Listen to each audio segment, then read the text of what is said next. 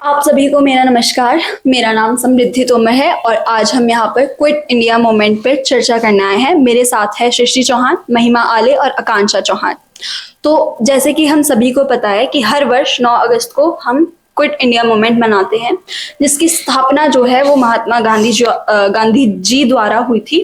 और जो ये आंदोलन था वो हमारा काफी प्रभावशाली आंदोलन रहा है और आखिरी आंदोलन रहा है। तो इसकी शुरुआत जो है वो इसलिए हुई थी क्योंकि जो ब्रिटिश हुकूमत थी उनका जो सीमाएं हैं वो अपनी सीमाएं लांघ रहे थे।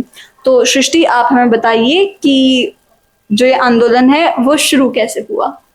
तो उसकी शुरुआत हुई थी 9 अगस्त 1942 को।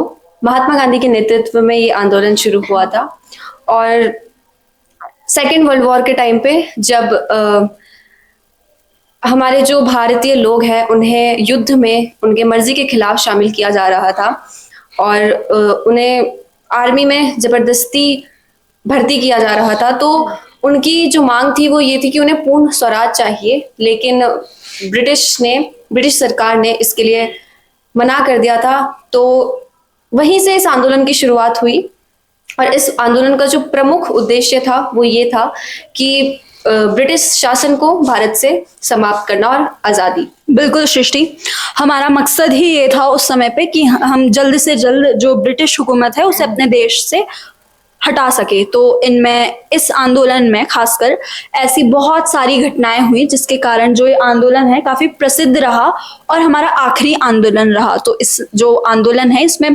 काफी आम आदमी ने, हमारे स्वतंत्रता सेनानियों ने बढ़ चढ़ के प्रतिभाग किया। तो महिमा, आप हमें बताएं कि ऐसी हमारी उस समय पे क्या घटनाएं घटी जिस कारण जो ये आंदोलन है वो इतना प्रसिद्ध रहा और प्रभावशाली भी रहा। तो उस दौरान, इस आंदोलन के दौरान बहुत सारी घटनाएं हुई जिसने बहुत प्रमुख भूमिका निभाई इस आंदोलन में। जैसे कि रैलियां निकाली, हमारी स्वतंत्रता, जो जितने भी सेनानी थे उन लोगों ने रैलियां निकाली, जुलूस, और इनका मुठभेड़ पुलिस से हुआ, ब्रिटिश पुलिस से। और बहुत सारी जो ये घटनाएं थी ये बहुत ज्यादा प्रमुख बनी उस दौरान।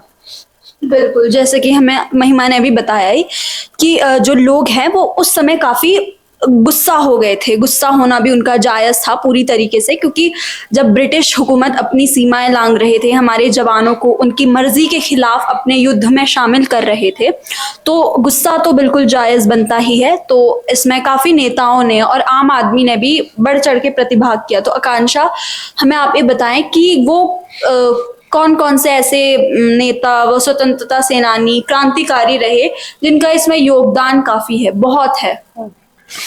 जैसा कि समृद्धि आपने शुरुआत में कहा कि ये आंदोलन महात्मा गांधी जी के द्वारा शुरू किया गया। इसमें काफी सारे नेताओं ने अपने महत्वपूर्ण भूमिका निभाई, जैसे कि जवाहरलाल नेहरू जी और मौलाना आजाद, अरुणा असफ अली और जयप्रकाश नारायण और सरदार वल्लभ भाई पटेल। साथ ही साथ लोगों ने भी इसमें बढ़ चढ़कर भाग लिया और स्वतंत्रता की ओर चलने लगे। बिल्कुल, जैसे आकांक्षा ने भी हमें बताया कि हमारे काफी सारे ऐसे स्वतंत्रता सेनानी थे, बल्कि वो भी स्वतंत्रता सेनानी हैं जिनके आज हम नाम तक नहीं जानते। तो इसमें भारत को आज़ादी दिलाने के लिए हम सभी का योगदान रहा है, काफी बहुत ही ज्यादा जो है आम आदमी का भी रहा है। और इसका निष्कर्ष ये रहा था कि जब आंदोलन हुआ तो आखिरी में जो ब्रिटिश हुकूमत है उन्होंने काफी ज्यादा हमें दबाने की कोशिश की, मगर वो हमें पूर्णतः खत्म नहीं कर पाए, इस आंदोलन को खत्म नहीं कर पाए।